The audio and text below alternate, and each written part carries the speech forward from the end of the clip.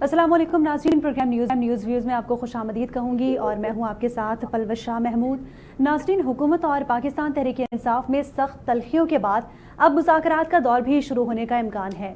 एक जानिब बानी पीटीआई इमरान खान ने सिविल नाफरमानी की कॉल दी है और दूसरी जानिब उनकी जानिब से हुकूमत के साथ मुज़ाकरात के लिए 5 रुकनी कमेटी भी तश्कील दे दी गई है। और गुज़िश्ता रोज़ सेनेट में तकरीर करते हुए शिबली फराज साहब और कौमी असम्बली में जो तकरीर करते हुए चेयरमैन पाकिस्तान तहरीक इंसाफ बैरिस्टर गौहर ने हुकूमत के साथ मुज़ाकरात का इंदिया भी दिया था कि हुकूमत के साथ मुज़ाकरात जल्द होने जा रहे हैं और नतीजा खेज़ भी होंगे। लेकिन आज तकरीर करते हुए साबिक स्पीकर और रहनुमा पाकिस्तान तहरीक इंसाफ असद कैसर ने हुकूमत पर तनकीद की और कहा कि हुकूमत किसी भी तरह से मुज़ाकरात के लिए तैयार नहीं है, लेकिन हुकूमत की जानिब से भी ये क्लियर तौर पर मौक़िफ़ दिया जा रहा है कि हम पीटीआई से मुज़ाकरात करने जा रहे हैं। असद कैसर ने कहा कि स्पीकर से मुलाकात में मुज़ाकरात के हवाले से कोई गुफ्तगू नहीं हुई, अलबत्ता हम अगर मुज़ाकरात करेंगे भी तो वानी पीटीआई की मुशावरत के साथ ही हम आगे चलेंगे। और साथ ही हुकूमत की जानिब से भी तहरीक इंसाफ से मुज़ाकरात को ड्रामा करार दिया जा रहा है। और गुज़िश्ता रोज़ सेनेट में तकरीर करते हुए सेनेटर नून लीग तलाल चौधरी ने कहा, तहरीक इंसाफ जनरल फैज़ को बचाने की नाकाम कोशिश कर रही है।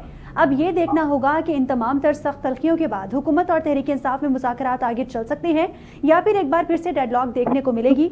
इस तमाम तर सूरत हाल पर आज हम लोग प्रोग्राम में बात करेंगे। हमें ज्वाइन कर चुके हैं रहनुमा पीपल्स पार्टी ज्ञान चंद साहब, रहनुमा तहरीक इंसाफ नुसरत वाहिद साहिबा और रहनुमा JUIF अब्दुल जलील जान। तीनों मौजूद मेहमानों को बहुत शुक्रिया, आपने अपना कीमती वक्त दिया। सबसे पहले अब्दुल जलील जान साहब, आपकी जानिब आना चाहूँगी। मौलाना साहब की नाराज़गी क्लियर तौर पर नज़र आ रही है, साथ ही पीटीआई की हुकूमत से मुज़ाकरात के लिए कमेटी तश्कील दे दी गई है। आप समझते हैं कि आप लोगों के जितने भी मुतालबात हैं JUIF के वो पूरे हो जाएंगे? बिस्मिल्लाहिर्रहमानिर्रहीम। हमारे तो कोई मुतालबात है नहीं, हमने तो सिर्फ एक ही बात कही है कि जो 20वीं तरमीम में जो कानून मंजूर हुआ था मदारस के हवाले से, उस पर सदर पाकिस्तान दस्तखत कर ले। ये तो एक कानूनी और आईनी मुतालबा है जो तमाम जमातों के मुत्तफिका तौर पर पास किए गए कानून पर दस्तखत करना है।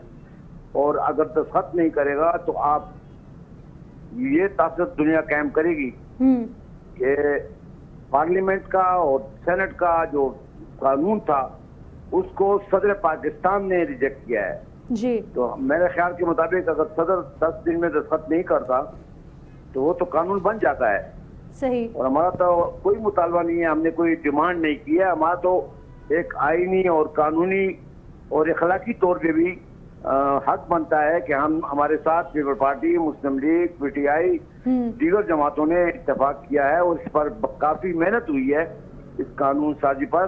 और जरदारी साहब के घर में भी, बिलावल के घर में भी और शहबाज शरीफ के घर में भी, नवाज शरीफ के घर में भी इसमें मेहनत हुई है। और इस कानून को मुश्तरका तौर पर एक्सेप्ट किया गया। एक्सेप्शन के बाद जब कानून बन गया जी और असम्बली ने भी उसे मंजूर कर दिया मनोहान, लेकिन आज अगर प्रेसिडेंट उस पर इतराज़ात लगा रहे हैं तो मेरा ख्याल आता है कि ये एक जमहूरी रवायात के खिलाफ है और एक आईनी और कानून को चैलेंज करने वाली बात है और पार्लियामेंट को चैलेंज करने वाली बात है।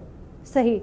अब्दुल जलील साहब, आपको लगता है कि हुकूमत या सदर पाकिस्तान इस बिल पर किसी वजूहात के तहत दस्तखत नहीं कर रहे? साथ ही साथ मौलाना फजल रहमान साहब ने ये कहा कि उन पर एक प्रेशर है। कहाँ से प्रेशर आ रहा है उन पर? इस बिल को पास कराना इतना ज़रूरी क्यों है JUIF के लिए? बिल को पास तो किया गया है, हमारे लिए ये जरूरी है कि बिल को जो पास किया गया है उस पर दस्तखत हो जाए। सही। हाँ, दस्तखत हो जाए। हम ये समझते हैं कि इस पर दस्तखत हो जाए। हम तो दस्तखत की बात कर रहे हैं, बिल पास तो हुआ है। आप दोबारा ये क्वेश्चन कर रहे हैं कि बिल तो पास हुआ है। हमने तो बिल को दोबारा उसके लिए बात तो नहीं की, हम तो बात कर रहे हैं दस्तखत करने की। अब अगर प्रेशर है तो आज कुछ सुनने में आया है कि सदर पाकिस्तान ने कुछ वजाहत जारी की है कि ये हो जाएगा और वो हो जाएगा, इस तरह हो जाएगा, उस तरह हो जाएगा। बहरहाल ये हमारा मसला नहीं है। हम तो कानून और आइन की पासदारी चाहते हैं। सही। और हम पार्लियामेंट के जो सुपरविजन है जी, पार्लियामेंट की जो सुपरविजन है उसको हम बरकरार रखना चाहते हैं। इसलिए हम कहते हैं कि इस तरह मुश्किलात न पैदा की जाए कि कल इस तरह कानून बनेंगे और असेंबली पास करेगी। पहले तो चलो हुकूमतों में इख्तलाफात था, मरकज में एक ही हुकूमत होती थी और सूबे में दूसरी। अब तो जो कानून बना है जी اس نے تو تمام جماعتیں اتفاق کے ساتھ قانون پاس کر کے صدر کے پاس بھیجا ہے، اور صدر بھی تو باہر کا کوئی نہیں ہے، اتحادی جماعتوں کا صدر ہے. تو اس وجہ سے ہم سمجھتے ہیں کہ اس قسم کے ہتھ کنڈے یا اس قسم کے مشکلات پیدا کر کے پارلیمنٹ کے لیے کیوں مشکلات پیدا کی جا رہی ہیں؟ صحیح صحیح.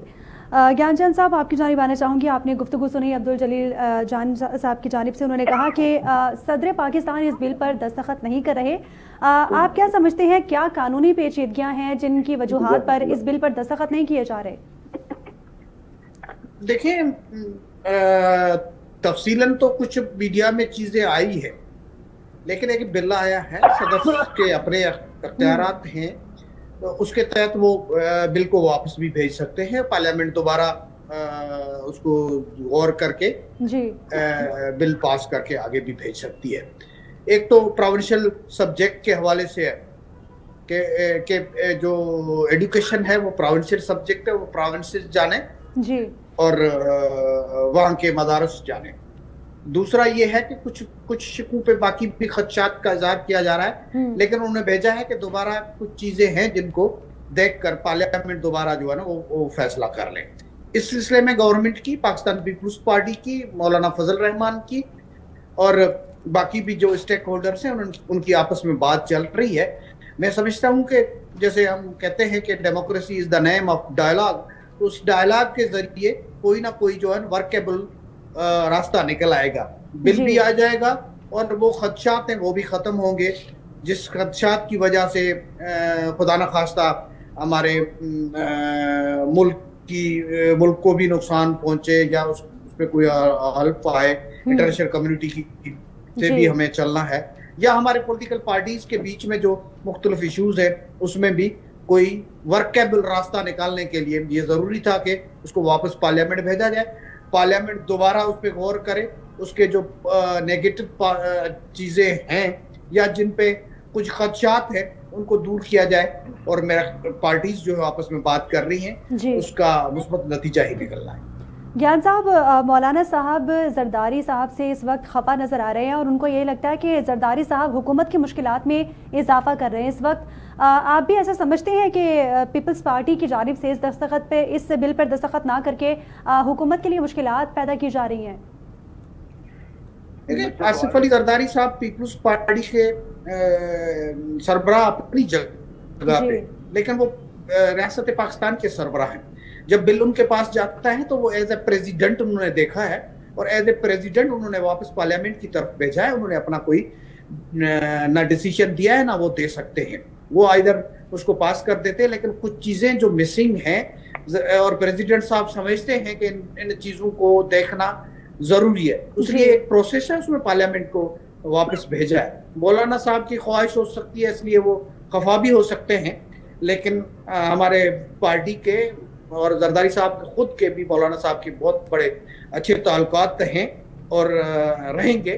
اور مولانا صاحب بھی ایک سیزنڈ پولیٹیشین ہے، وہ ڈائلاگ پہ یقین رکھتے ہیں، وہ اس طرح سے نہیں ہے کہ وہ ضد باندھ کر بیٹھ جائے.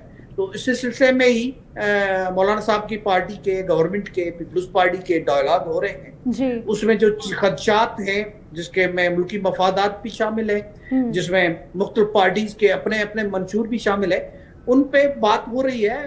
اس میں کوئی فلاز ہیں تو وہ دور ہوں گے اور بہت اچھا بل ہو کر آگے جائے گا. تو میں سمجھتا ہوں اس میں کوئی بھی ڈسپیوٹ پیدا نہیں ہونا ہے.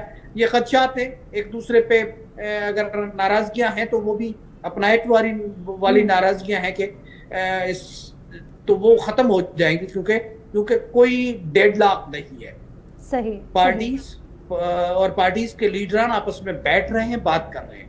تو جب اچھی نیت سے ساتھ بیٹھا جاتا ہے تو نتائج مثبت ہی آتے ہیں. تو اس دفعہ بھی یہ نتائج مثبت آئیں گے، اور جو لوگ چاہتے ہیں کہ اس میں کوئی تنازع پیدا ہو، کوئی انتشار پیدا ہو، کوئی ملک کے لیے امن کا مسئلہ پیدا ہو یا مولانا صاحب کو ایک طرف کھڑا کیا جائے، تو میں سمجھتا ہوں اس قسم کی کوئی صورتحال پیدا ہونے کی امید نہیں ہے. مولانا صاحب اپوزیشن میں بیٹھے ہوئے بھی ملک کے مفاد میں کام کرتے رہیں گے، اور گورنمنٹ اور پریزیڈنٹ کا تو کام ہی یہی ہے کہ اسٹیٹ کے لیے جو بھی اچھا کام ہو وہ کرے.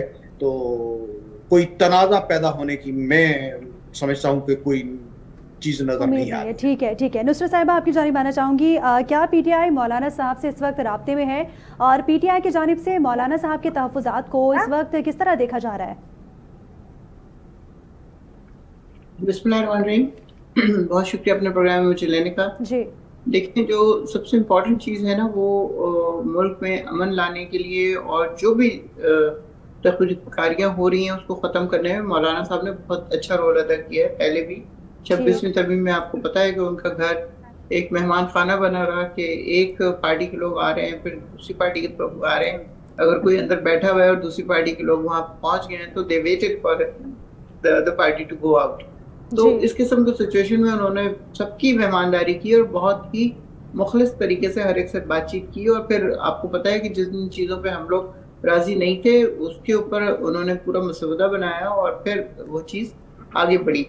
لیکن اس کے فوراً بعد پھر یہ ہوا کہ 26ویں ترمیم کی وہ چیزیں, وہ شکیں جو ہم لوگوں نے ختم کر دی تھی, وہ دوبارہ سے انہوں نے کر کے 3-4 دن کے بعد اسمبلی میں وہ پاس ہو گئی, جس کی وجہ سے بہت زیادہ بے چینی ہے, بہت زیادہ پریشانی ہے. کیونکہ اس سے ان لوگوں نے نہ صرف یہ کہ سب کی مدت ملازمت کو انکریز کروایا, بلکہ جو عدالتیں ہیں ان کی سپریمیسی کو کافی حد تک ختم کر دیا ہے. کیونکہ آئینی عدالت جو بنی ہے اور دوسری ہماری سپریم کورٹ ہے, اس میں ٹھیک ٹھاک ڈفرینس نظر آ رہا ہے.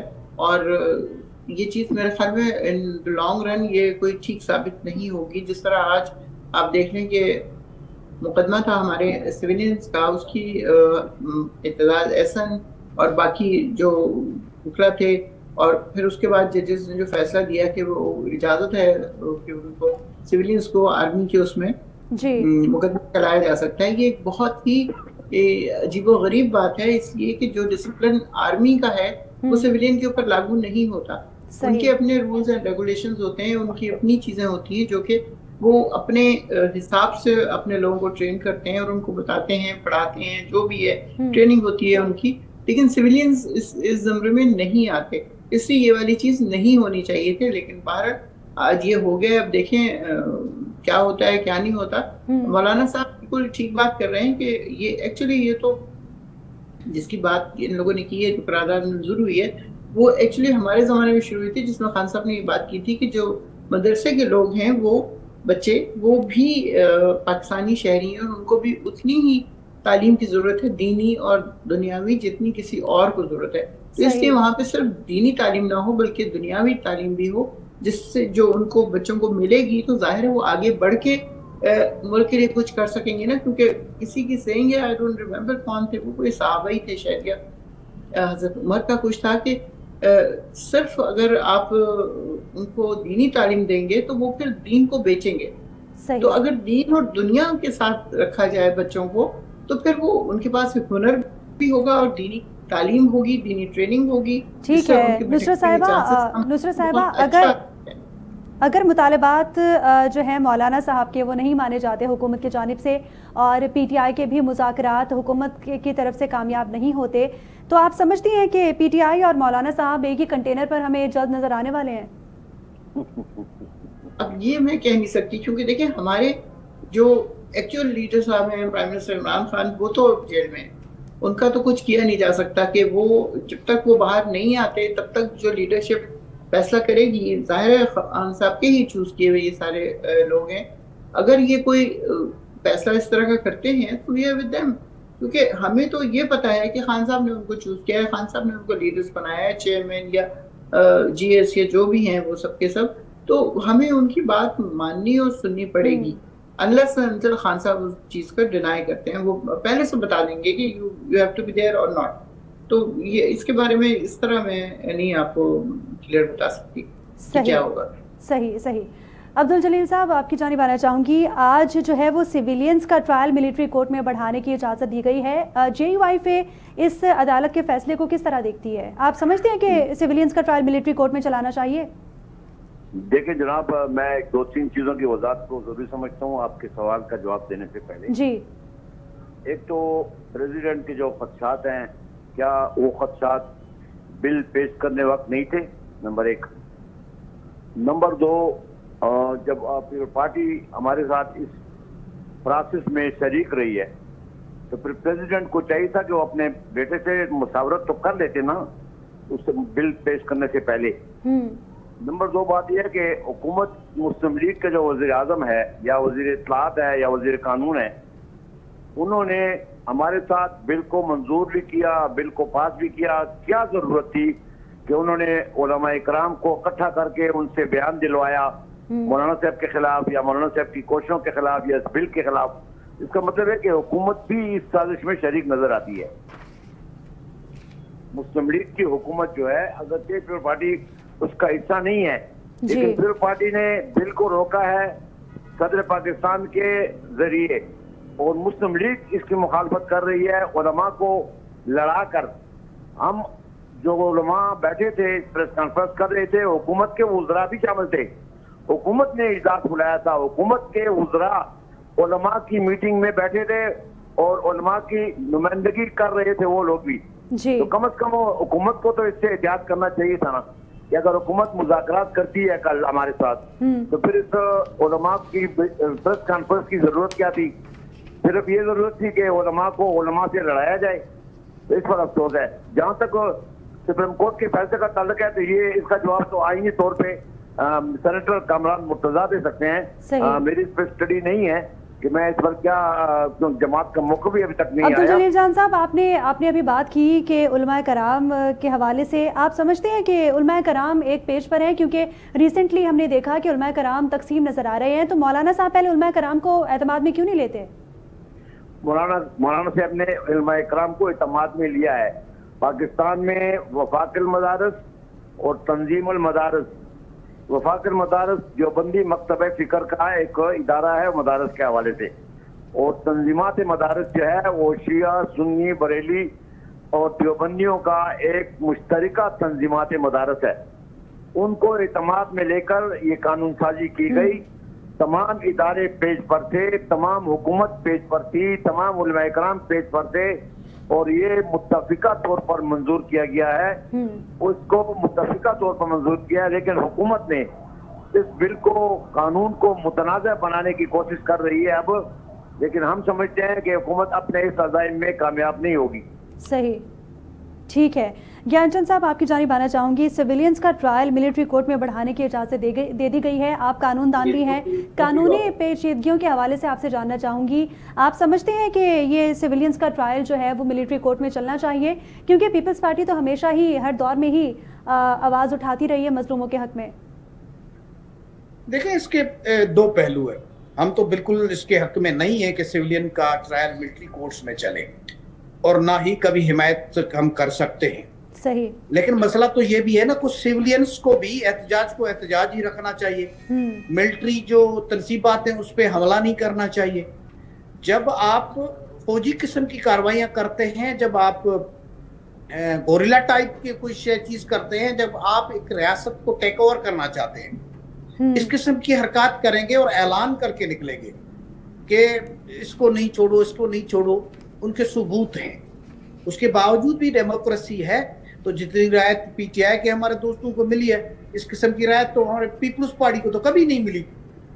बावजूद इसके कि वो मार्शलाएं थी, उसमें मार्शलाओं में कोड़े भी आए, फांसियां भी आई, बड़ी बड़ी सजाएं हुई। ये सिविलियन जो हमारी हुकूमतें थी जिसको जमहूरियत हम कहते हैं, उसमें भी ये पीटीआई के दौर में किस तरह से आसिफ जरदारी को ट्रीट किया गया, अपनी बेटी के सामने उसको अस्पताल से कैसे उठाकर ले जाया गया। हमारी बहन फरियाल तारपुर साहिबा को रात को 12 बजे, जो आमतौर पे जेलें नहीं खुलती हैं, उस टाइम पे उसको हॉस्पिटल से उठाकर उधर धकेला गया। हम तो वो भी नहीं कहते हैं कि हमारे साथ जो किया वो उनको माफ है, लेकिन इनके साथ नहीं होना चाहिए। तो ये भी पार्लियामेंट को पार्लियामेंट समझे, डेमोक्रेट गवर्नमेंट को तस्लीम कर रहे हैं, उन लोगों के साथ बैठे तो हम भी एस्टेब्लिशमेंट से बात करें कि इनके साथ खुदा न खास्ता कोई ज्यादती हो रही है। ये तो जबान बंदूक की बात करते हैं। वो हमारा चीफ मिनिस्टर है खैबर पख्तूनख्वा का, वो वहीं से निकलता है तो वो लोग कहते हैं घरों से जो है ना अलविदा करके निकलो, आपके पास जो भी चीजें हैं वो लेके आओ। वहीं से वो आंसू गैस की जो गवर्नमेंट की गन है वो लेकर निकलते हैं। खैबर पख्तूनख्वा के जो गवर्नमेंट के वसाइल हैं वो लेकर आते हैं, कहते हैं कि इस्लामाबाद पे हमें कब्जा करना है, हमें वापस नहीं आना है जब तक अडियाला जेल से हम इमरान खान को लेकर नहीं आते हैं। सही। تو اس قسم کی صورتحال جب پیدا کریں گے اور چیلنج کر کے نکلیں گے تو آپ کی تعریف بھی تو اچھی نہیں ہے نا کہ ہم ڈی چوک پہ پرامن رہیں گے. آپ کب پرامن رہے ہیں؟ کس مرحلے پہ آپ نے احتجاج کیا ہو اور پرامن رہے ہو؟ ایک دفعہ تو کر لینا. صحیح. عمران خان نیگوشیٹ کرتا ہے اپنی پارٹی کے اپنے ہی سلیکٹڈ چیئرمین کے ساتھ کہ بھئی آپ ادھر بیٹھ جائیں جو گورنمنٹ سے کوئی پرامن دھرنے کا اعلان ہوتا ہے. ان کی بیوی نہیں مانتی ہے اور یہ نکل پڑتے ہیں. فائنلی ان کا یہ پتہ نہیں چلتا ہے کہ وہ بیوی سچ کہہ رہی ہیں یا اس کے ساتھ جانے والے وہ ہمارے چیف منسٹر وہ سچ کہہ رہے ہیں. وہ کہتے ہیں کہ ہم ایک گاڑی میں گئے, وہ کہتی ہے ہمیں اکیلا چھوڑ کر چلے گئے. ایک کہتا ہے کہ 278 لاشیں گری ہیں, ایک کہتا ہے 12 لاشیں گری ہیں. صحیح. پتہ کسی کا نہیں چلتا ہے. ہم کہتے ہیں کہ اگر ایک بھی لاش گری ہے اور ان کے ساتھ انصاف نہیں ہو رہا ہے تو ہم مین سپورٹر ہیں اس گورنمنٹ کو. یہ گورنمنٹ ہمارے پیپلز پارٹی کے ووٹوں پہ کھڑی ہوئی ہے. صحیح. ان کے لواحقین سے اسٹراف دلانا ہماری بھی ذمہ داری ہے. لیکن کچھ ریکارڈ لے کر تو آئے نا اور بتائیں کہ وہ ادھر قانونی طور پہ گئے تھے, غیر قانونی گئے تھے.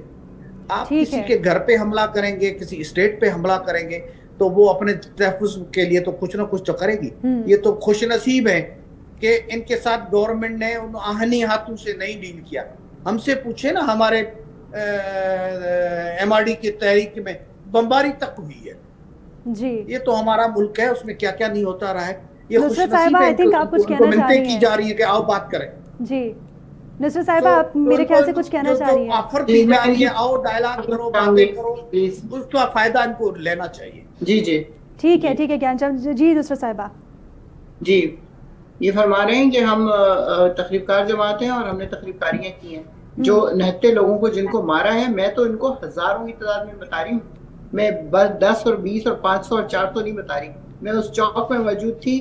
3:21 پہ فائرنگ شروع ہوئی ہے. آنسو گیس اس طرح پھینکی گئی ہے جو کہ نارمل آنسو گیس نہیں تھی, وہ زہریلی گیس تھی جو آنکھوں میں اس طرح چبھ رہی تھی اور سانس لینا محال ہوا تھا. اور اس کے بعد جب فائرنگ شروع ہوئی ہے میرے سامنے 2 لڑکے مرے اور اس کے بعد دوسرا لڑکا آیا, اس نے آ کے بتایا 5 مر چکے ہیں. اور اس طرح تعداد بڑھتی گئی. پھر انہوں نے روک دی فائرنگ اور پھر رات کو 8 بجے شروع ہوا ہے جب بالکل ٹوٹل اندھیرا کر دیا. آپ کو یاد ہوگا حامد میر کا ویلاگ, اس نے بتایا تھا وائس آف امریکہ کو کہ 8 بجے میرے آفس میں لوگ آئے ہیں اور آ کے کہا کہ باہر نکلو اندھیرا کرو. اس نے کہا یہ ٹی وی کا آفس ہے, کیسے ہو سکتا ہے کہ اس کو بند کرے. ان کا آپ بند کریں. تھرو آؤٹ بند کروایا, سارا بلو ایریا, کمرشل ایریا, جو سب ہر چیز بند ہو گئی. اور پھر اس کے بعد جو فائرنگ شروع ہوئی ہے وہ نارمل فائرنگ نہیں تھی, وہ سنائپر سے فائرنگ کی گئی ہے. آپ جا کے بلڈنگز پہ دیکھ لیں وہاں پہ اگر آپ اسلام آباد میں ہیں یا کہیں پہ بھی ہیں کہ اتنے بڑے بڑے گولیوں کے نشان ہیں. اور پھر اس کے بعد ان لاشوں کو کنٹینرز میں ڈالا گیا اور اس کے بعد سڑکیں دھو دی گئی ہیں. رات کوئی گاڑیاں توڑی گئی ہیں. اس کے بعد ان گاڑیوں کو پیچھے جو بلو ایریا کے پیچھے جو کنٹینرز کھڑے تھے ان میں ڈال کے ان کو غائب کیا گیا. کہاں جا کے ڈمپ کیا ہے ابھی نہیں پتا. اور اسی طرح یہ لاشیں پڑی رہی. صبح کی ویڈیو آپ نے دیکھی ہوگی, چیلیں اڑ رہی تھی ان کے اوپر. آج شنانا گلزار نے بتایا اس نے 10 دن کے بعد وہ لاش دیکھی تو اس میں کیڑے لگے ہوئے تھے. اتنی بری حالت تھی کہ اس کو پھر کیمیکل سے دھو کے بلوچستان کے بچے کو ان کے حوالے کیا گیا. تو یہ کیا بات کر رہے ہیں کہ کوئی تقریب کاری نہیں ہوئی ہمارے ساتھ, کوئی چیز نہیں ہوئی ہمارے ساتھ. میں اس کی خود وٹنس ہوں, میں وہاں پہ تھی. اگر بی بی کہہ رہی ہیں کہ میں وہاں پہ اکیلی رہ گئی تھی تو لیڈرشپ کی بات کری ہے جس میں گنڈا پور تھے ان کے ساتھ, لیکن باقی لوگ نہیں تھے. آپ اگر وہ نکال کے دیکھیں تصویریں آپ کو نظر آئے کہ بی بی کی گاڑی پہ فائرنگ ہوئی ہے, اس پہ شیشہ ٹوٹا ہوا ہے پیچھے سے. ان کی گاڑی کے پہیے پہ فائرنگ ہوئی ہے, وہ سارے پہیے پھٹے ہوئے. پھر ان کو زبردستی اس گاڑی سے نکال کے دوسری گاڑی میں ڈالا گیا. وہ بار بار کہیں کہ ڈی چوک جانا ہے میں نے, لیکن ان کو نہیں جانے دیا گیا کیونکہ ان کا یہ تھا کہ وہ وہاں جائیں گی تو وہ شیل بی کلڈ. اور پھر وہ خان صاحب کو کیا جواب دیں گے یہ لوگ. گنڈا پور ان کو زبردستی لے کے گئے. 3 گاڑیاں چینج ہوئی ہیں راستے میں اور پھر ان کو لے کے وہ آگے گئے. اور کس طرح وہ مانسیرا پہنچے مجھے نہیں پتا.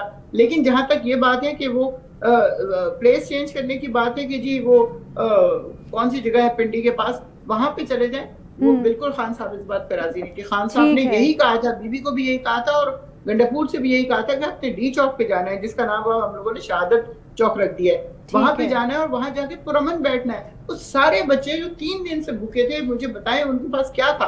ایک ہاتھ میں, کسی ایک کے ہاتھ میں پتھر تھے یا وہ غلیل تھی, اس کے علاوہ کچھ نہیں تھا.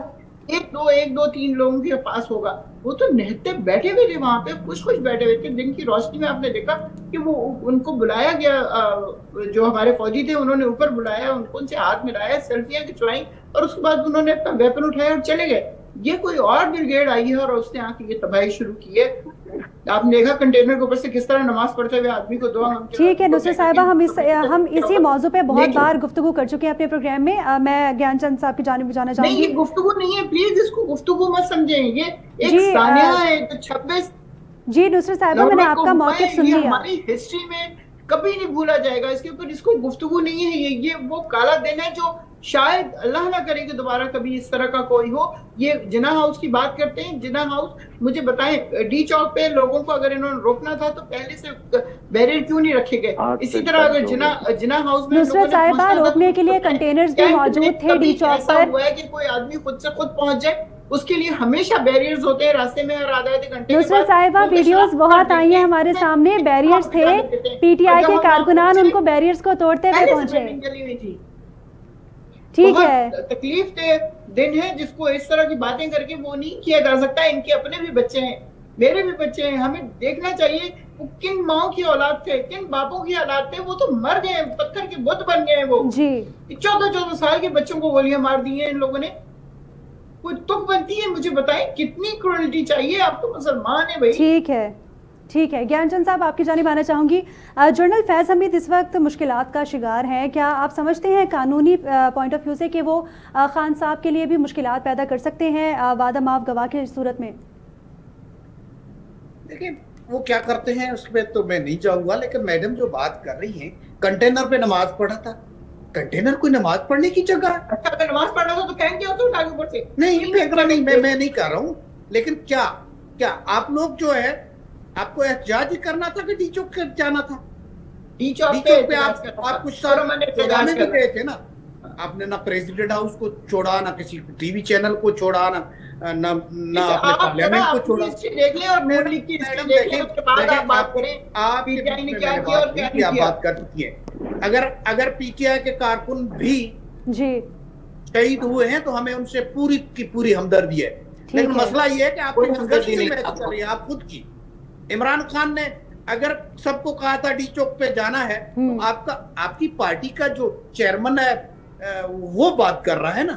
آپ کی پارٹی کے خیبر پختونخوا کے انفارمیشن منسٹر ہیں بیرسٹر صاحب, وہ بات کر رہے ہیں کہ چیئرمین صاحب نے کیا کہا ہے. تو کم از کم آپ نیریٹو تو ایک رکھے نا. ان کو گولیاں ماری گئی ہیں, ان کے پتہ نہیں کیا بڑی بڑی ہتھیار چلے, اب تو بمباری بھی کہتے. لیکن جو نقصانات ہوئے ان کی ایک لسٹ بھی لے کے آؤ. اسپیچز تو میں کل قومی اسمبلی میں بھی سن رہا تھا, کسی کا نام نہیں آیا. صحیح نمبر آیا کہ 12 لوگ شہید ہوئے ہیں.